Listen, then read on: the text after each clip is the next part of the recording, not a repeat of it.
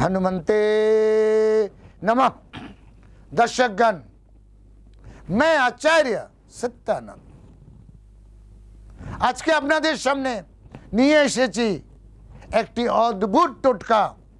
প্রতিদিন যার আপনি সেবন করেন, প্রতিদিন যাকে আপনি ইউজ করেন, নমক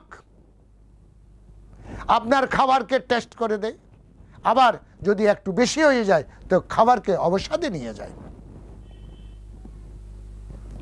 নমক রোগ আর শোকের কারণ, আবার নমক খুশির কারণ। নুন নিয়ে, নমক নিয়ে অনেক কথা।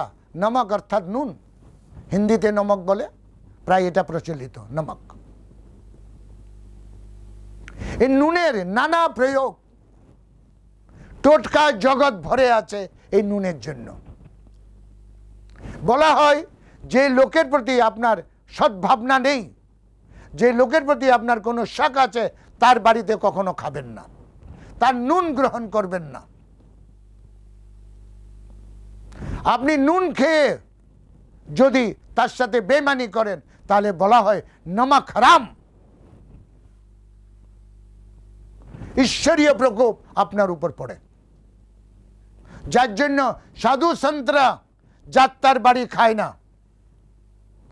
সাধু সন্তরা যাত্রার বাড়ি খায় না কেন কি আপনি যদি কারোর বাড়ি নুন খান তাহলে তার সাথে বেঈমানি আর করতে পারেন না,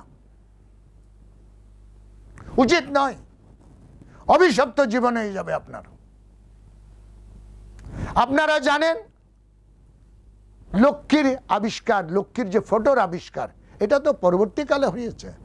আগের কালে নুনকে লক্ষ্মী মনে করে পুজো করা হতো, নুনের স্তূপ রাখা হতো আর সেটাকে লক্ষ্মী মনে করা হতো, তার পুজো হতো।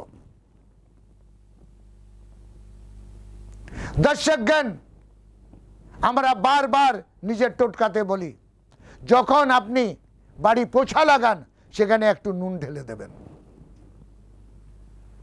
নুন সমস্ত জীব ভাইরাসের, যতগুলো আমাদের রোগের যে ভাইরাস আছে তার জন্য অভিশাপ।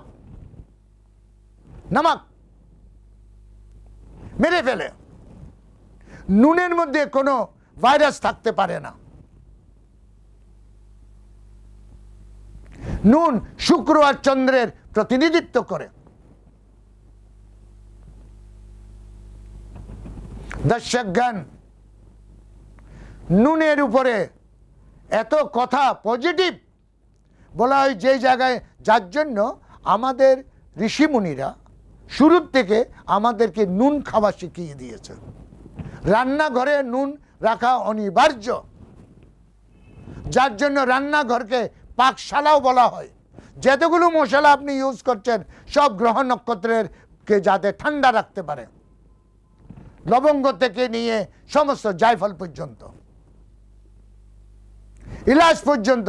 যে এলাচটা খান, গ্রিন এলাচ বলা হয়, 4টা গ্রিন এলাচ যদি আপনার তাকিয়া মানে বালিশের নিচে রেখে ঘুমান তাহলে আপনার বাড়িতে অর্থ উপার্জন বেড়ে যায়।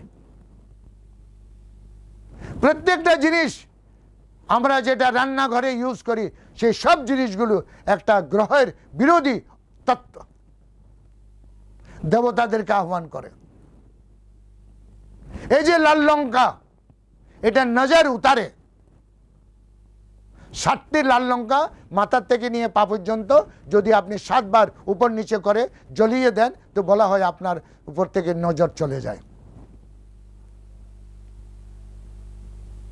দর্শকগণ,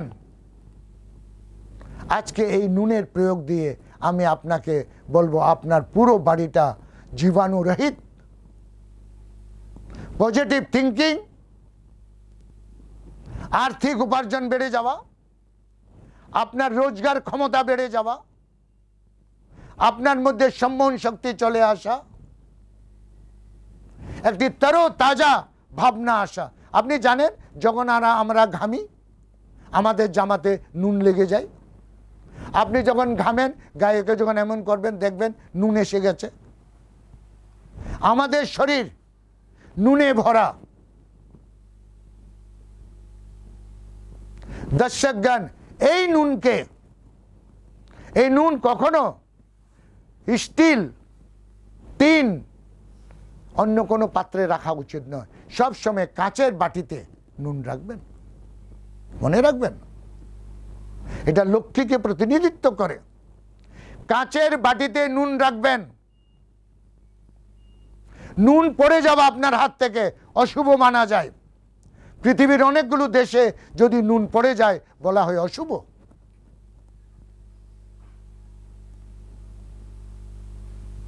দর্শকগণ, এই নুনের প্রয়োগ আপনি আপনার বারান্দা আর বাথরুমে, আপনার বারান্দার যে শাহী দরজা আছে তার পাশে একটি কাচের বাটিতে নুন রাখবেন। কাচের বাটিতে নুন রাখবেন আর এক বাটি নুন নিজের বাথরুমে রাখবেন। মনে রাখবেন, সমস্ত নেগেটিভ এনার্জি বাথরুম থেকে ভিতরে প্রবেশ করে। নেগেটিভ এনার্জি দুর্গন্ধকে পছন্দ করে। আর নুন যদি বাথরুমের জানালার উপরে রেখে দেন তাহলে মনে রাখবেন নেগেটিভ এনার্জি আপনার বাড়িতে আসতে পারবে না এবং আপনার বাড়ি ধান্যে পূর্ণ হয়ে যাবে।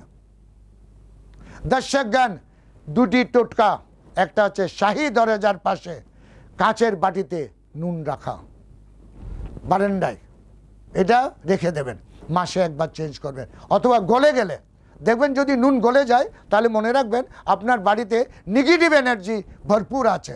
নুনের গলে যাওয়া, নুন পিঘলে যাওয়া, এটা দুর্ভাগ্যের চিহ্ন। আপনি বুঝে যাবেন যে আপনার বাড়িতে কতটা নেগেটিভ এনার্জি আছে। তাই বারান্দাতে একটি কাচের বাটিতে নুন রাখবেন, আরেকটা কাচের বাটিতে নুন বাথরুমে রাখবেন। দর্শকগণ, এই চমৎকারটি করে দেখুন, নমক কা প্রয়োগ। আর আপনি যাদেরকে শক করেন, যাদের প্রতি আপনার মনে শঙ্কা থাকবে, তার বাড়িতে কোনোদিন কোনো নুন জাতীয় খাবার খাবেন না। দর্শকগণ, আজকে আমার সময় এখানে শেষ। কাল আমি আবার আসছি আরেকটি টোটকা নিয়ে। ততক্ষণের জন্য বিদায় নিচ্ছি। ওম হনুমন্তে নমঃ।